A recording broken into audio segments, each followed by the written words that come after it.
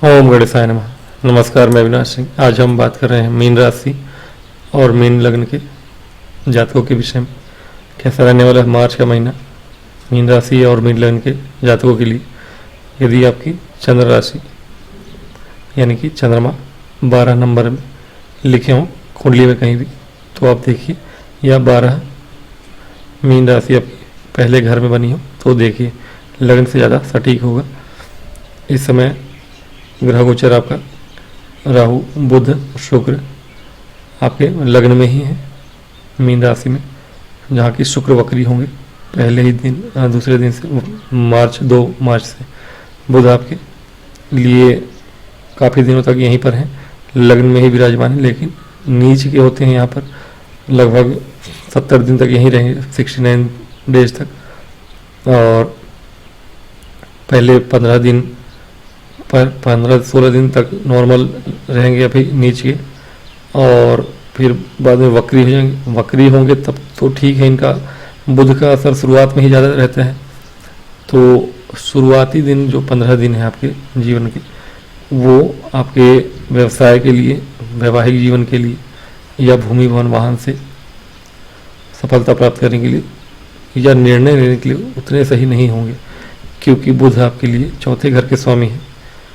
और माता का स्वास्थ्य भी हो सकता है कि थोड़ा डाउन रहे आपके लिए। माता का स्वास्थ्य भी थोड़ी बहुत प्रभावित होगा इससे कहीं ना कहीं।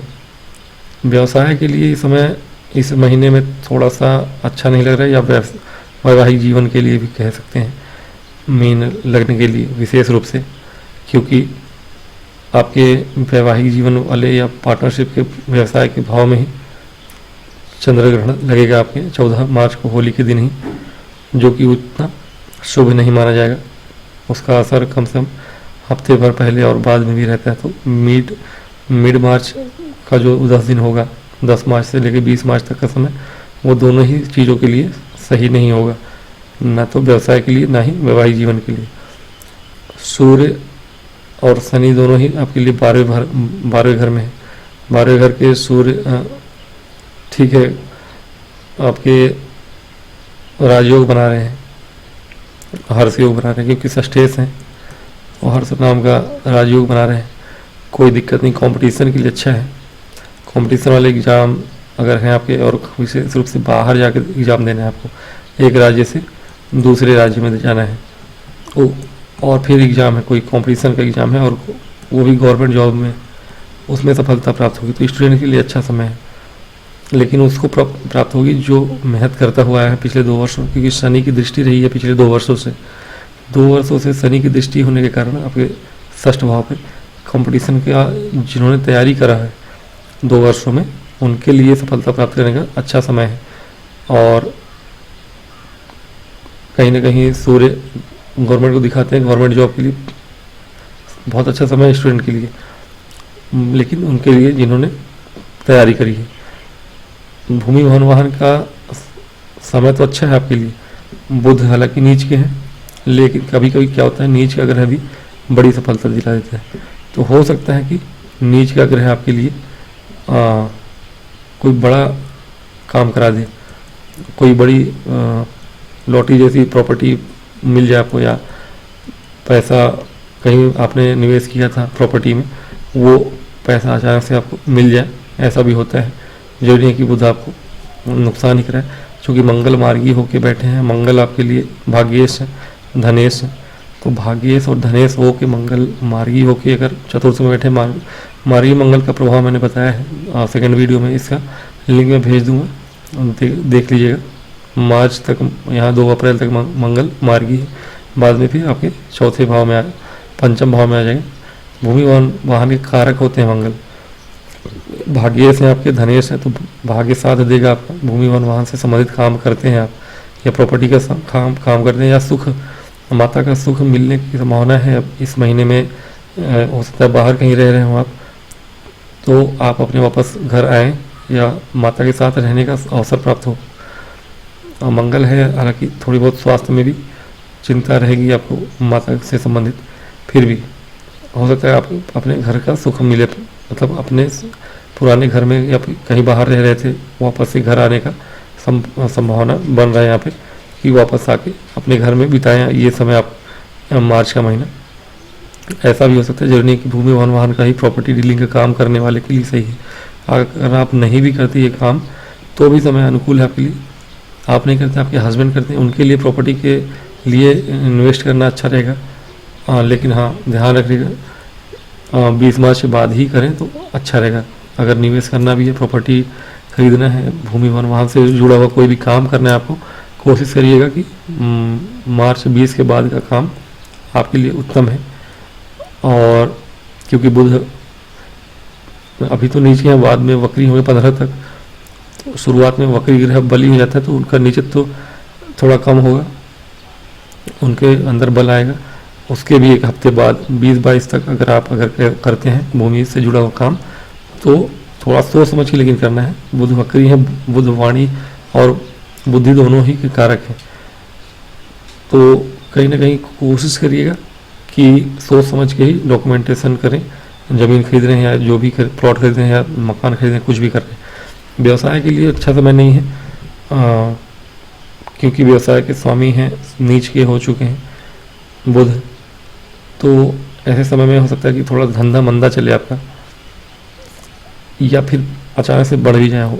जिनका काम स्टेशनरी वगैरह का है उसके तो मैं नहीं कहूँगा, हालांकि एग्ज़ाम का समय है, फिर भी व्यापार में होली का समय है कि कभी कभी नीच का ग्रह आपको अचानक से व्यापार बढ़ा भी देता है। जो लोग ऐसे समय में कुछ हट के काम करेंगे, क्योंकि राहु के साथ बुध है, और कुछ अपने हट के, मान लीजिए कि आप कुछ और व्यवसाय करते हैं, होली का समय देख के आपने होली से संबंधित मटेरियल्स आपने मंगा लिए, ऐसा कुछ काम अचानक से चालू कर दिया, अचानक से अगर डिसीजन लिया है आपने तो आपको अचानक से ही धन लाभ हो जाएगा, क्योंकि अचानक वाला काम राहु कराते हैं और राहु विशुद्ध धन प्रदान करते हैं।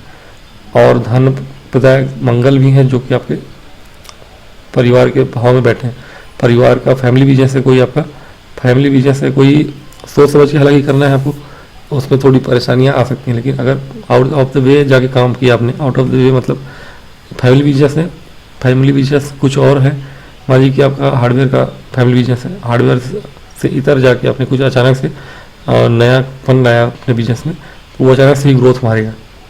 ऐसे समय में जब बुध आपके नीचे होके 69 दिनों तक आपके लग्न में बैठे हैं, तो हो सकता है कि आप हार्डवेयर का काम छोड़ के कोई स्टेशनरी का काम कर लें, होली में कोई बड़ा कॉन्ट्रैक्ट बना के होली के संबंधित चीज़ें बनाने लग जाए, कुछ आउट ऑफ द वे जाके करेंगे तो राहु आपको अचानक से और मंगल धन दिलाएंगे। तो फैमिली बिजनेस अचानक से बढ़ सकता है आपका, लेकिन आउट ऑफ द वे कुछ डिफरेंट करेंगे तो, नहीं तो ये समय थोड़ा सा मंदा होने वाला, क्योंकि यहाँ चंद्रग्रहण भी लग जाएगा आपका 14 तारीख को। तो ऐसे में बिजनेस को चौपट होने से बचा नहीं पाएंगे आप, हो सकता है कि आपका फैमिली बिजनेस चौपट हो जाए, तो ऐसे में थोड़ी सी ध्यान भी रखिएगा, फैमिली बिजनेस में दिक्कत होगी। भूमि वन वाहन के कारक मंगल वहाँ बैठे हैं, बुध उनके लिए भी वो ऐसा ही प्रभाव करेंगे, क्योंकि बुध आपके चतुर्थ भाव के भी स्वामी हैं। फिर भी इसमें भी ध्यान रखना है कि अभी कोई खरीद फरोख्त नहीं करनी है, नया कोई बड़ा निवेश नहीं करना है, 20-22 मार्च से बात करिएगा। अच्छा है, शनि और सूर्य यहाँ होंगे, तब सूर्य शनि यहाँ होंगे अगर, तो लोन नहीं लेना है। सूर्य वहाँ होंगे आपके लिए ऋणहेस है, ऋणहेस होने के कारण कोशिश करिएगा कि लोन लेके आपको काम नहीं करना है। अगर लोन लेके आपने भूमि वन वाहन से संबंधित कोई काम किया 15 मार्च के बाद तो फंस जाएंगे आप, तो ऐसा नहीं करिएगा। जो भी करिएगा सोच समझ के करिएगा। कार्य क्षेत्र में अच्छा करेंगे आप, गुरु आपके पराक्रम को बढ़ाए हुए हैं, शुभ होके बैठे हैं, भाग्य भाव को देख रहे हैं, तो कार्य क्षेत्र में तो आप अच्छा करेंगे। लग्न में बहुत सारी चीज़ें हो रही हैं, लेकिन गुरु चूँकि अच्छे हैं तो आपके व्यक्तित्व को थोड़ा संभाले हुए हैं, क्योंकि बहुत सारे ग्रह का लग्न में आना ठीक नहीं भी होता है, आपके शरीर पे उसका प्रभाव पड़ेगा। वैवाहिक जीवन में थोड़ी सी उतार चढ़ाव हो सकते हैं ग्रहण के कारण मिड मार्च या होली के समय, तो हो सकता है कि परिवार में कलह क्लेश बढ़ जाए, उस पर ध्यान रखिएगा थोड़ा।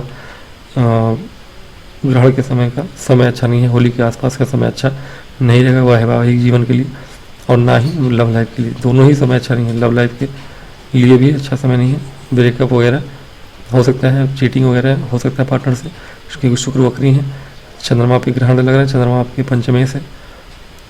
शिक्षा संबंधित चीज़ें, कंपटीशन के लिए तो अच्छा है, स्टूडेंट के लिए जो गवर्नमेंट जॉब की तैयारी कर रहे हैं उनके लिए अच्छा समय है। लेकिन नॉर्मल एग्ज़ाम देने वाले बहुत ज़्यादा, मीन राशि मीन लगने के लोग जो नॉर्मल एग्ज़ाम है जिनका बोर्ड एग्ज़ाम्स हैं वैसे, उनके लिए बहुत समस्याएं आएंगी।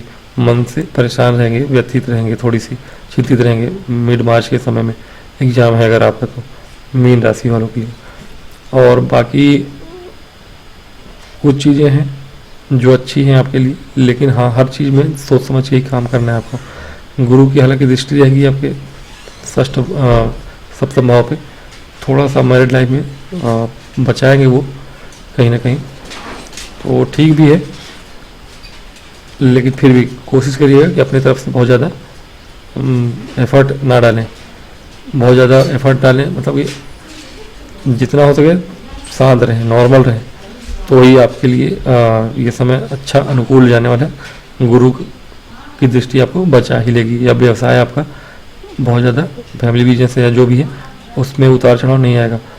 कार्य क्षेत्र में तो अच्छा करेंगे आप, कार्य क्षेत्र के लिए कोई दिक्कत नहीं है। और कहीं ना कहीं कार्य क्षेत्र में डोमिनेट करेंगे आप। बॉसेस वगैरह से जो परेशानियां चली आ रही थी वो ख़त्म होगी अब। और अब थोड़ी बहुत आपके पर्सनालिटी में आपको अहंकार से बचना होगा। पर्सनालिटी आपकी बहुत ज़्यादा डोमिनेटिंग हो जाएगी 15 मार्च के बाद, तो उसमें थोड़ा सा ध्यान रखिएगा कि बहुत ज़्यादा डोमिनेटिंग होके रिश्ते पर भी उसका असर होगा और कार्य क्षेत्र में भी। तो डोमिनेटिंग बहुत ज़्यादा नहीं होना है आपको, नॉर्मल ही बिहेव करना है। सेहत में थोड़ी सी आँखों से या सीट से संबंधित परेशानियां हो सकती हैं आपको, माइग्रेन वगैरह परेशान कर सकता है। महीने के अंत में सूर्य ग्रहण चूँकि लगने में लग रहा है, तो कहीं ना कहीं आपको आँखों से संबंधित या माइग्रेन से सिर से संबंधित परेशानियां, शनि भी चूँकि आ जाएंगे वहाँ, तो नसों से या हड्डियों से संबंधित परेशानियां, केतु के साथ चंद्रमा का ग्रहण भी लग रहा है, तो आपके पार्टनर को भी परेशानियां आ सकती हैं। कहीं ना कहीं सेहत को लेकर थोड़ी सी चिंतित रहने की ज़रूरत है। उपाय के लिए विशेष उपाय तो नहीं बताऊंगा, हाँ विष्णु सहस्त्र नाम वगैरह पढ़ा करिए। मैंने किसी भी राशि के लिए उपाय नहीं बताया है। आज अंतिम ये वीडियो है, तो अंतिम में मैं बता देता हूँ। किसी भी राशि या लग्न के जातक को 3 चीज़ें अवश्य करनी है उपाय के रूप में। क्या करना है? पहला जो मैंने कहा, विष्णु सहस्त्र नाम। जरूरी है कि गुरु की राशि के लिए ही ऐसा है कि धनु और मीन के लिए ही है विष्णु सहस्त्र नाम, कोई भी पढ़े।